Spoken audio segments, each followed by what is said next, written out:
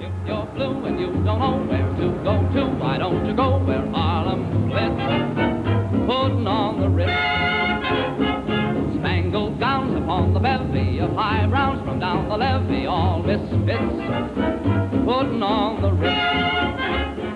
That's where This must be the way to arrive at the Ritz-Carlton in a 1950 Cadillac. And not just any old Cadillac, the numbers are genuine, for it was once a racing car.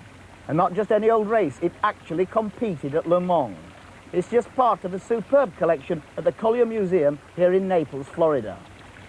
The Colliers are big wheels in this part of Florida, Collier County, and Miles and Sam actually drove this car to 10th place at Le Mans in 1950.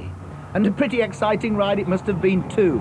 A bench seat with no belts meant using your right leg to brace yourself against the passenger door while going round left-hand bends.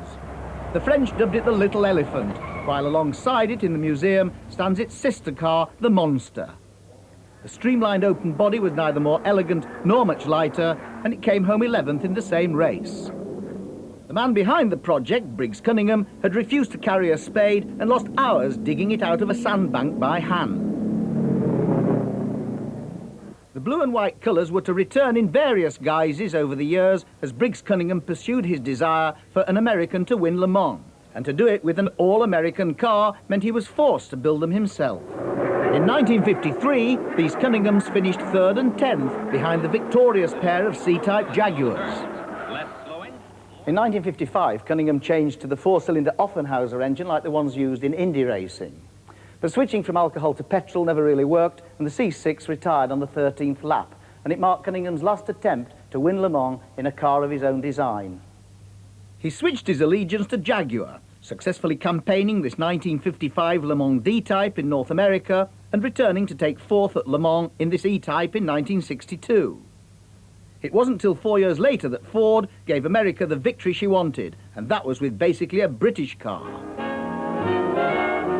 Henry Ford was fired by the same passion as Briggs Cunningham. He so wanted to win Le Mans, he's reputed to have tried to buy out Enzo Ferrari. When that proved impossible, he built his own car, the Ford GT40, but really it was a development of the British Lola GT designed by Eric Broadley. After failures in 64 and 65, the car triumphed in 1966, and that was the first of 4 straight wins that established the Ford GT40 as one of the all-time classic sports cars. This glorious 1914 Mercedes Grand Prix car was one of a team of 5 that finished 1, 2, 3 in the French Grand Prix just 2 weeks before the outbreak of the First World War. In those days, they used to have riding mechanics. One of his duties was to use this device to pump the fuel through to the engine, in this case, one based on a Daimler Aero unit. A decade later, this fabulous straight-8 1.5-litre engine powered Louis Delage's Grand Prix car to victory in the European Championship, winning every race it entered. This historic Ferrari was the first ever of the marque to arrive in the United States. Briggs Cunningham successfully raced the 1948 166 Spider Corsa, but his friend Sam Collier was killed in it at Watkins Glen in '49.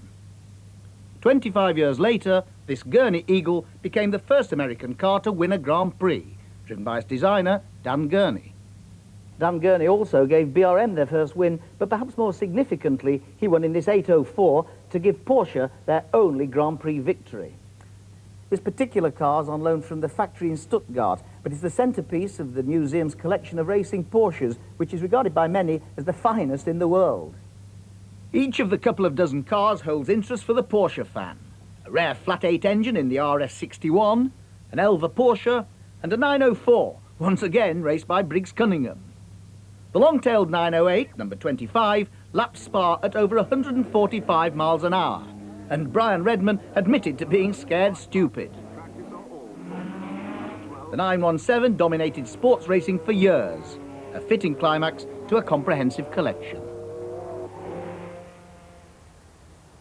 Porsches aren't the only European cars represented. Among the most evocative of them is this 1935 MGPA that used to belong to Captain George Easton, but was brought over to the States by the Collier brothers for road racing. And like virtually all the exhibits in the museum, it's in good working order and given plenty of exercise.